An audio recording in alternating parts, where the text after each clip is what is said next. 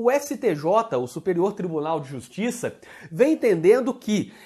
quando o apenado já tiver sido ouvido durante aquele procedimento administrativo disciplinar, portanto lá na fase administrativa, no estabelecimento prisional, como manda o artigo 59 da Lei de Execução Penal e a súmula 533 do STJ, acompanhado, portanto, de advogado ou defensor, seria dispensável a sua oitiva em juízo. Isso foi decidido, por exemplo, recentemente, agora em março de 2018, pelo STJ no agravo regimental no habeas corpus 425.059, que teve origem em São Paulo. Nessa decisão que eu acabei de mencionar, o STJ disse basicamente o seguinte: tem que fazer a fase administrativa, tem que ter a fase do PAD, em que o apenado é ouvido no estabelecimento prisional, com advogado ou defensor público, em alguns estados até uma espécie de advogado vinculado ao próprio órgão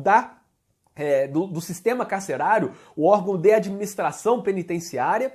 e faz essa oitiva ali, dando a chance de todas as explicações, juntada de documento e tudo mais, porque isso é obrigatório, isso está na lei, está no artigo 59 da Lei de Execução Penal e também, quando se fala desse procedimento a ser instaurado, e também a súmula 533 do STJ determina essa oitiva no PAD, no procedimento administrativo disciplinar, lá na fase administrativa, na fase do estabelecimento prisional. Entretanto, se isso é feito, segundo essa decisão do STJ, recentíssima, agora de 2018, seria dispensável a oitiva em juízo. Na minha visão, isso é muito questionável, pois o reconhecimento da falta grave é algo, e aí, perdão pela redundância, mas algo extremamente grave para a execução penal. Não estou dizendo que se o apenado praticou uma falta grave, ele não deve ser punido. O que eu quero dizer é que as consequências da falta grave são graves também. As consequências são gravíssimas, como eu já vou mencionar. E por isso, deve-se tentar atribuir o máximo possível de chances de defesa, de contraditório, ampla defesa, falando, portanto, tanto lá na fase administrativa como também na fase judicial. A gente sabe que o reconhecimento de uma falta grave pode significar, e normalmente significa, a regressão de regime, a perda de até 1/3 dos dias remidos, pode significar alteração da database, isso é uma consequência praticamente unânime entre os juízes. Além disso, pode revogar alguns direitos, como a saída temporária, como o trabalho externo, vai afetar a conduta carcerária do apenado, se antes era plenamente satisfatória, excelente ou satisfatória, dependendo do critério de cada estado, vai cair rapidamente para péssimo. Então, tudo isso vai afetar a execução penal, fazendo com que ele fique mais tempo no sistema carcerário, diante da perda dos dias remidos, por exemplo, mais tempo do que ele ficaria se tivesse aqueles dias remidos,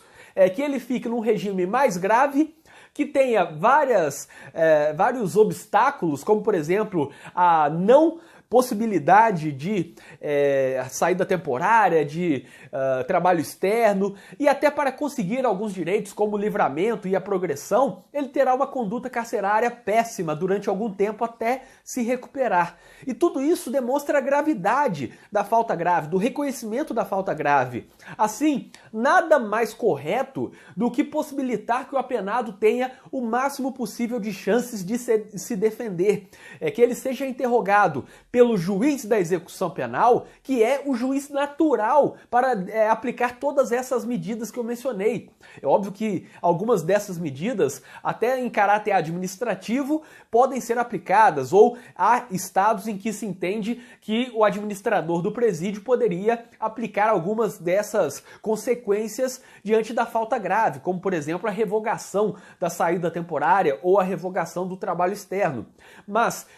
para possibilitar a aplicação plena dessas consequências da falta grave, é necessário permitir que o apenado se defenda tanto na fase administrativa, perante o diretor do estabelecimento prisional, como também numa fase judicial, em que ele é ouvido pelo juiz, em que ele pode se manifestar, arrolar testemunhas e dar todas as explicações para o juiz natural da execução penal, o juiz da execução penal que vai aplicar essa falta grave ou não, que vai aplicar as consequências em maior gravidade ou menor gravidade, que precisa saber como é essa conduta, se for extremamente grave, para saber se aplica a perda dos dias remidos em 1/3, que é a pior possível, ou em 1/6, 1/5, 1/4 ou qualquer outro patamar diferente, menos grave.